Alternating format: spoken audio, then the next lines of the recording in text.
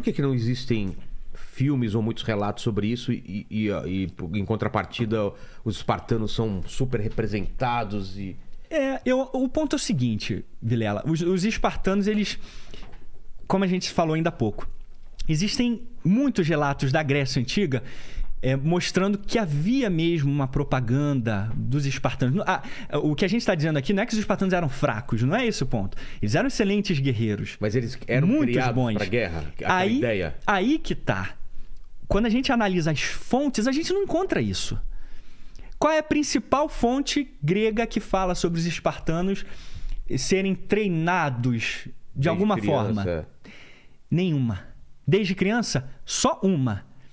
Século I. 500 anos depois dos espartanos, dessa história toda, que é Plutarco. É Plutarco que vem com essa história de que os espartanos, de certa forma, tinham um treinamento que até em grego se chama agouger, que é aquela coisa de desde bebê era avaliado para ver se era, sabe, capaz de crescer um cidadão forte. Só que a gente tem um salto de 500 anos e um historiador dizendo isso.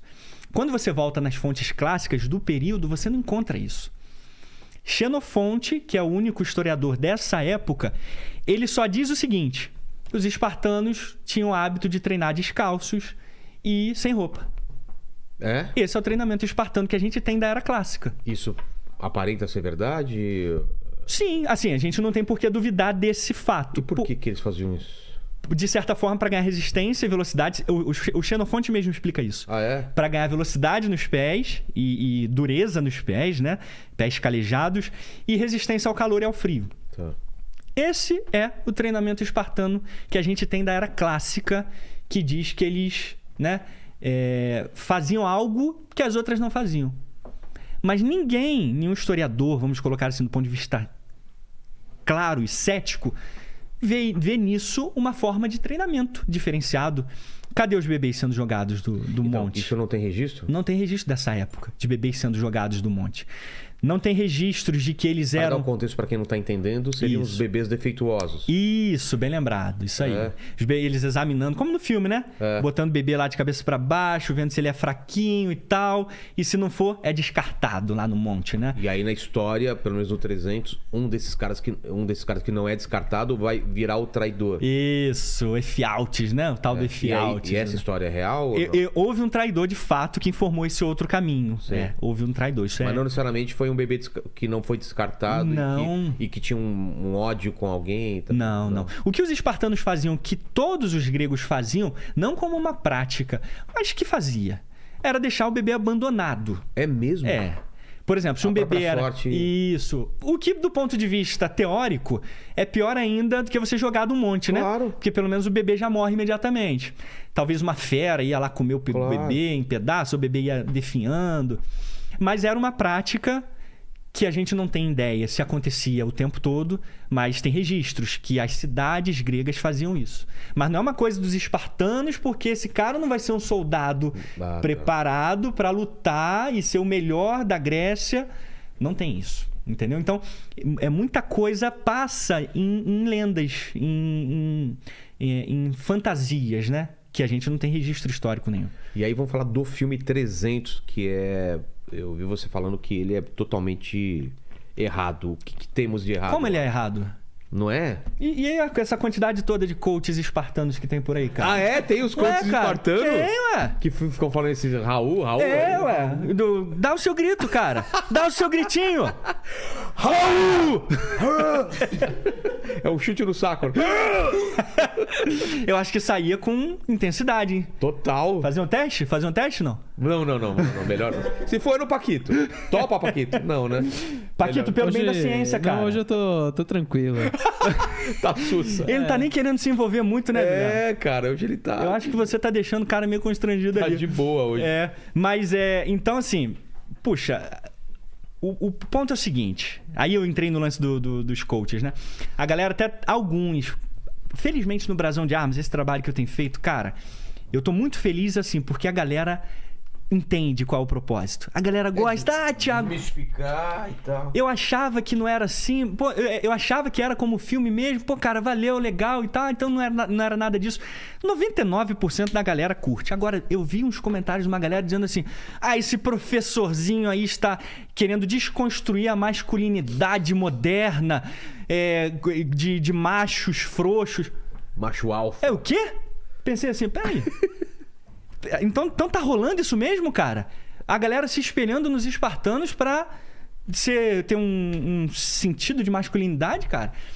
Tá errado, assim, porque esse tipo de masculinidade, cara, na Grécia Antiga, principalmente em Esparta, não era bem o que a galera pensa, né? Não, como Não que é? mesmo. Os espartanos eram essencialmente e geralmente...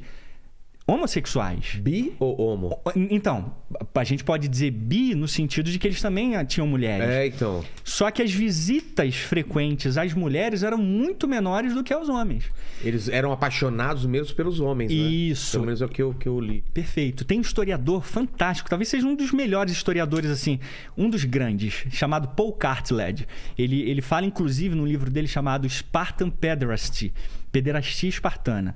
E aí ele mostra como havia uma instituição homossexual mesmo dentro de Esparta, né? E totalmente aberta, todo mundo sabia, não era uma coisa escondida. Não, era uma coisa normal. normal. A esposa do cara sabia que ele ia pra guerra e tinha um cara lá. Exatamente. Então, assim, você analisar a sociedade espartana pelo olhar moderno, tipo do que esses caras falam, né? Não, de ser heterossexual porque o cara é brabão, era machão, não sei o quê. Não, os espartanos, eles eram essencialmente dados à homossexualidade mesmo, como instituição. Então não tem essa de masculinidade que a galera coloca hoje. Isso tinha a ver com tempo longe e convivência entre homens de guerras ou não tinha nada a ver com... Sim, porque era uma sociedade que era mais centrada, mais não significa que era diferencial. A sociedade espartana era mais dada a questões militares do que as outras, do ponto de vista de exército.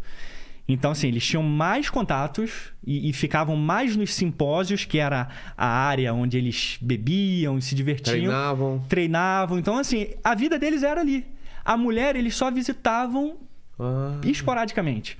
Existem relatos, e até Plutarco menciona isso, que as mulheres, na primeira noite de núpcias, elas tinham a cabeça raspada. Por quê? E eram vestidas de homem. Cara, para os caras terem prazer? Pra, de alguma forma, né... Emular o que é a vida dos espartanos, de fato. Olha, isso eu não sabia, cara. Então, assim, tem muitas nuances mesmo da vida espartana. E pode crer que vai ter alguns, talvez, comentando que isso aí é difamação. Estão falando alguma coisa aí Não sei se já estão falando, mas vamos falar depois. Por enquanto ainda não. Tá começando a aparecer algumas coisas aqui. Entendeu? Então, assim, existe claramente, né, uma predisposição de Esparta à seriedade da prática. Eles levam a sério, em outras palavras. Entendi. Em Atenas, outras cidades, é mais uma diversão. Uma bagunça. Isso. Uma baguncinha. Isso aí. Uma diversão lá com a broderagem, mas não é essa coisa institucional. O Paquito seria mais espartano ou grego? Eu sou, acho que bem do espartano. Tá vendo? É o cara que gosta da bagunça. Eu acho que não, você é mais grego. O que pintar tá valendo. É verdade. Porque espartano era mais... Só homem. Você não. Você... Não, acho que eu sou do grego mesmo. O grego é mais do vinho também, né? Esparta... Tem esse lance da bebida? De beber, sim. Os simpósios eram farra. De beber pra caramba, de vinho. E os simpósios... Droga? Tinha droga nessa época? Não. Droga do ponto de... Talvez alguns cogumelos ali. Não sei se na Grécia tinha cogumelo. Eu acho que sim. Eu já li algumas matérias falando sobre alucinógenos. Mas o forte era o vinho mesmo. Então... Você tem esse tipo de característica que sabe? Se você pegar Xenofonte, tem um trechinho de Xenofonte só, que é a principal fonte espartana. O cara ele é totalmente pró-Esparta. Ele é totalmente pró. Por quê? Ele é amigo do rei, espartano do seu período. Ele é ateniense, que é expulso de Atenas e consegue apoio em Esparta. E então ele vira meio que ele é meio apologético a Esparta, ele sabe? Ele exalta mesmo os espartanos de maneira geral. ele diz que Licurgo, que foi o tal do legislador que criou a sociedade espartana, considerava pederastia, que aí entra as crianças, né? E aí uma outra coisa braba do mundo grego, né? Existia muito isso, essa pederastia sexual mesmo. Isso é uma coisa que a gente não pode deixar de falar, né? Para eles era uma prática errada? Para alguns, sim. Ah, é? Para alguns, essa sim. ideia pra alguns? Se você vê Platão, por exemplo, as leis de Platão, ele menciona em algumas partes ali que os outros povos gregos achavam aquela prática institucional como sendo feia, como sendo inapropriada. Entendi. Não que não acontecesse também em Atenas, em outras, mas em Esparta, e aí eu cito esse historiador de novo, Paul Cartledge, ele diz que era institucional, fazia parte do crescimento do cidadão, ser submetido àquilo. E novinho. Novinho, criança. Nossa. São os tal dos... Os anciãos são os erastes. O termo grego para anciãos. E tinha os homonóis. Agora não me lembro exatamente a terminologia que se usava no grego antigo. Mas existiam as classes. E existia esse... Sabe? Essa coisa típica de Esparta. Sim. Então, assim, você olhar para o passado, cara... E aí, por isso que eu fiquei assim, abismado, né? Como que isso virou outra coisa total? Símbolo. E aí falaram coisa de esquerda. Ah, esse professor deve ser de esquerda falando sobre isso. Sério, cara? Tá rolando esse negócio de espartano ser de esquerda ou de direita? Meu Deus do céu. Tô por fora, cara. Eu não sabia nem o que era beta esses dias. Beta e alfa. Entendeu? Parece que é ser meio cringe, né? Essa coisa e tal. Não. Alfa é o red pilado, né? É o cara que domina e não é dominado por mulheres. E aí tem os MGTOWs e tem toda uma cultura então, de cara, não ser dominado pela mulher. Somos nós aqui, velho. A gente não vai ser dominado pela mulher. Não, Aí um desses caras que tinha esse discurso começa a namorar com a mina e os caras destruindo ele. Lembra disso? Os caras destruindo. Ah, mas agora você tá sendo dominado por uma mulher. Não, é diferente. Aí o cara... Você tá me chamando de better man. Lembra desse? Ficou famoso isso daí. Você me chamando de better man. Tipo, ele se achava alfa e os caras chamando ele de beta. Então, não tem cara, nada a ver. nada Eu sou um pau mandado da minha mulher. Com certeza, claro assumido, ó. não é? Entendeu? Somos pau mandado. Normal, eu que lavo a louça lá em casa. E é verdade mesmo, cara. Verdade, eu lavo a louça lá em casa. Mas tá bom, faz parte, né? Faz parte. A gente tem que... Pô, mas que doideira, sabe? cara. Então, eles misturam, assim, tem uma tudo por galera... causa do filme, cara. Mas- Certeza. Isso aí. Não é? É tudo Que o por causa... filme, pra quem não sabe, é baseado numa história em quadrinho do Frank Miller, que tem o mesmo pique, assim. Esse é um outro argumento que alguns poucos usam e que pra mim assim não faz sentido nenhum, porque é claro que é um filme. É claro, tipo assim, você pode assistir o filme e se divertir com o filme. Eu, quando assisto 300, eu me divirto. Brincadeira. Não é um documentário. Não me divirto nada. Mas assim... Eu me diverti na época, mas eu não parei... Assim, se você para pra pensar, tem muito... Eu falei da maçã, cara. O cara saca uma maçã no meio de uma batalha que tá todo mundo morrendo. Devia faltar tudo e de repente uma maçã limpinha, assim.